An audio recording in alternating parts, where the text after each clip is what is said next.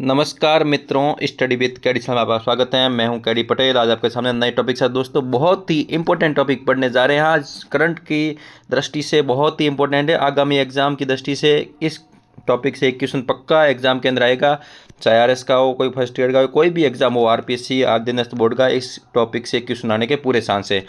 तो दोस्तों स्टार्ट करते हैं कि नोबेल पुरस्कार 2024 के संबंध में बहुत ही इंपॉर्टेंट है दोस्तों। इसमें थोड़ा हिस्ट्री देख लेते हैं, फैक्ट क्या है कि नोबेल पुरस्कार क्यों दिया जाता है, किसकी याद में दिया जाता है, कब दिया जाता है, ये देख लेते हैं अपन। तो स्वीडिश वैज्ञानिक अल्फ्रेड नोबेल हैं, उसकी याद में दिया जाता है नोबेल पुरस्कार। इसने डायनामाइट का आविष्कार किया था और उसके अलावा भी बहुत सारे आविष्कार किए थे। इसी की वजह से इनकी याद को ताज़ा रखने के लिए, इनके जो आविष्कार किए हुए हैं उनको यादगार बनाने के लिए नोबेल पुरस्कार दिए जाते हैं। ये प्रतिवर्ष दिए जाते हैं दोस्तों। 1901 से स्टार्ट किए गए थे और लगातार दिए जाते हैं। शुरुआत में 5 क्षेत्रों में दिए जाते थे, अभी वर्तमान में 6 क्षेत्रों में दिए जाते हैं। 1968 के अंदर अर्थशास्त्र में देना स्टार्ट किया था। उसके अलावा ये 5 क्षेत्र थे जो 1901 से दिए जा रहे थे। दोस्तों इसमें ये क्वेश्चन पूछा जाता है कि कौन से क्षेत्र में नहीं दिया जाता है, यह भी हो सकता है। इसके अलावा कब स्टार्ट हुआ था, किसकी याद में हुआ था, अल्फ्रेड डायनामाइट का आविष्कार किसने किया था, ये आपको ध्यान रखना है दोस्तों। अर्थशास्त्र में पहली बार 1968 के अंदर नोबेल पुरस्कार दिया गया था। अब दोस्तों ये ध्यान रखना है कि कब घोषणा की जाती है और कब दिया जाता है। तो दोस्तों अक्टूबर माह के अंदर 1 से 15 अक्टूबर के बीच में ये पूरी घोषणाएं कर दी जाती है। उसके बाद में 10 दिसंबर को ये पुरस्कार वितरण किया जाता है और इसकी जो पुरस्कार की राशि है वो 11 मिलियन क्रोनर है। 2023 से पहले 1 मिलियन क्रोनर हुआ करती थी इसकी राशि, उसको बढ़ा करके 11 मिलियन क्रोनर कर दिया गया है। ये स्वीडिश की वो करेंसी है क्रोनर, उसके अंदर ये दिए जाते हैं। अब दोस्तों इसकी और देख लेते हैं कि पुरस्कार देने वाले कौन विजेताओं का चयन करता है, पुरस्कार प्रदान कहाँ किया जाता है, ये जरूरी है दोस्तों। साहित्य के क्षेत्र में जो पुरस्कार होता है, साहित्य का नोबेल पुरस्कार, वो स्वीडिश एकेडमी के द्वारा चयन किया जाता है, घोषणा की जाती है और स्टॉकहोम स्वीडन के अंदर दिया जाता है। दोस्तों ये जो 5 पुरस्कार है ये स्टॉकहोम स्वीडन में दिए जाते हैं, प्रदान किए जाते हैं। एक अलग है शांति का। तो पहले ये 5 देख लेते हैं कौन कौन से हैं। साहित्य के क्षेत्र में स्वीडिश एकेडमी द्वारा घोषणा की जाती है। चिकित्सा के क्षेत्र में कारोलिंस्का इंस्टीट्यूट, ये स्वीडन स्टॉकहोम की, उसके द्वारा घोषणा की जाती है। भौतिकी, रसायन और अर्थशास्त्र, ये तीनों की ये जो royal Swedish academy of sciences Stockholm के द्वारा ये घोषणा की जाती है। और इसकी जो पुरस्कार राशि है, पुरस्कार प्रदान किए जाते हैं, वो स्टॉकहोम स्वीडन के अंदर दिए जाते हैं, ये 500, ये ध्यान रखना है। इसके अलावा बहुत इंपॉर्टेंट बन जाता है कि शांति का पुरस्कार की घोषणा कौन करता है, चयन कौन करता है और कहाँ पर ये पुरस्कार दिया जाता है। तो दोस्तों ये 500 को आपको याद रखने की ज़रूरत नहीं है ज़्यादा, क्योंकि ये अलग एक है, इसका क्वेश्चन बनने के चांस अधिक रहते हैं। तो इसका क्वेश्चन है कि शांति का जो नोबेल पुरस्कार है उसकी घोषणा कौन करता है। नॉर्वे की संसद द्वारा घोषणा की जाती है और नॉर्वे की राजधानी ओस्लो है, वहाँ पर ये प्रदान किया जाता है। तो दोस्तों ध्यान रखना है कि पुरस्कार की जो समितियाँ हैं, विजेताओं का चयन कौन करता है और पुरस्कार कहाँ प्रदान किया जाता है, 2 जगह पर प्रदान किए जाते हैं और जो चयन की जो एजेंसियां हैं वो अलग अलग है। आगे देखते हैं कि 2024 के अंदर जो पुरस्कार दिए गए थे वो अलग अलग क्षेत्रों में किस किस को दिए गए हैं, ये बहुत ही इंपॉर्टेंट है दोस्तों, एग्जाम में क्वेश्चन पूछे जाते हैं। तो अर्थशास्त्र का नोबेल पुरस्कार 2024 का किसको दिया गया, ये Daron Acemoglu, Simon Johnson, James and Robinson, ये तीनों है। डारोन एसमोगोलू, साइमन जॉनसन और रॉबिन्सन, आपको याद रखना है एसमोगलू, जॉनसन और रॉबिन्सन, ये तीनों को अर्थशास्त्र का नोबेल पुरस्कार 2024 प्रदान किया गया है।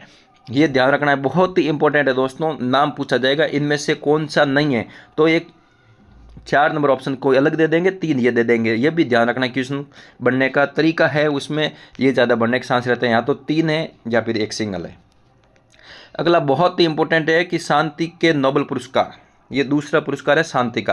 अर्थशास्त्र का तीनों को दिया गया है, शांति का एक संगठन को दिया गया है। शांति का नोबेल पुरस्कार निहोन हिडानक्यो, ये जापानी संगठन है, इसको दिया गया। दोस्तों ये क्यों दिया गया है कि 1945 में हिरोशिमा एवं नागासाकी के परमाणु बमबारी में बचे लोगों द्वारा सहायता प्राप्त परमाणु हथियारों के खिलाफ उनकी सक्रियता के लिए इस संगठन को, निहोन हिडानक्यो जापानी संगठन को, शांति का नोबेल पुरस्कार 2024 दिया गया। बहुत ही इंपॉर्टेंट है दोस्तों, मेरे हिसाब से क्वेश्चन यही आएगा कि शांति का नोबेल पुरस्कार 2024 किसे प्रदान किया गया।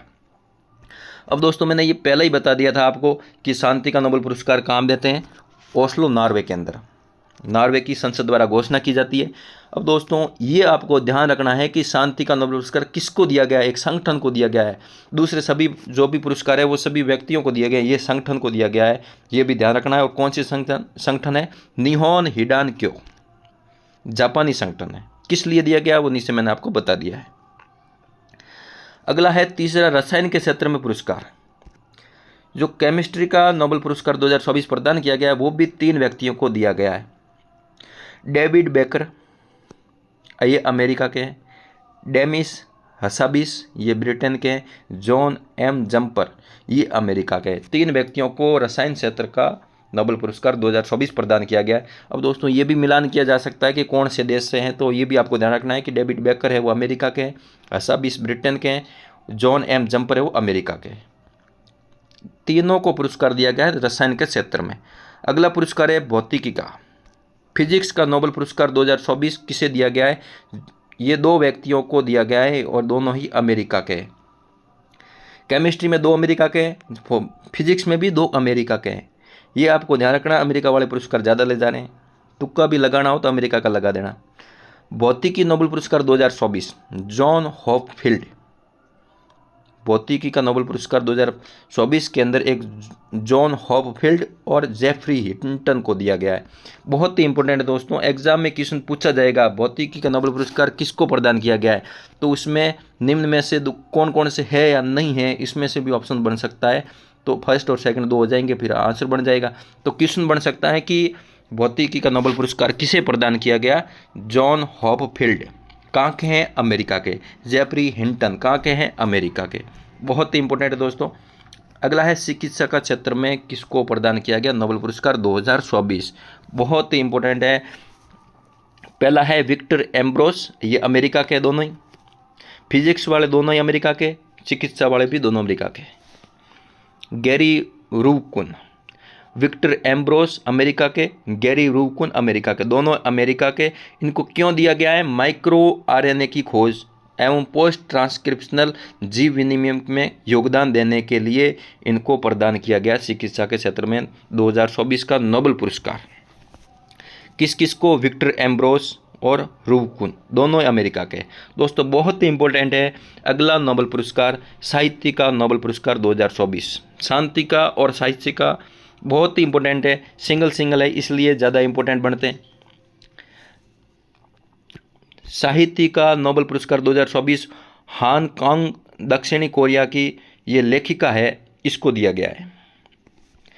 साहित्य के क्षेत्र में हांगकांग दक्षिणी कोरिया की है और ये एक लेखिका है, इसको दिया गया है साहित्य 2024 नोबेल पुरस्कार। साहित्य के क्षेत्र का नोबेल पुरस्कार हांगकांग।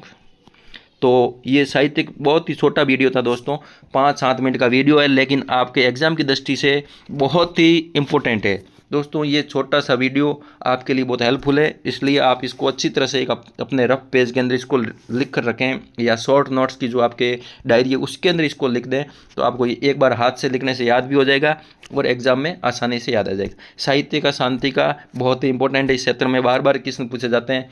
फिर ये इसकी जो एजेंसियां हैं, संस्थान है, समितियां हैं, उन कौन सी है और पुरस्कार कहाँ दिए जाते हैं, किसकी याद में दिए जाते हैं, प्रथम बार कब दिया गया था, ये क्वेश्चन बनने के चांस रहते हैं।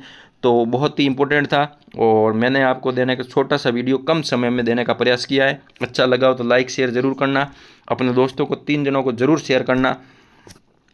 धन्यवाद दोस्तों, आज की वीडियो में इतनी ही चर्चा करेंगे, फिर मिलते हैं अगले वीडियो में। जय हिंद, जय भारत।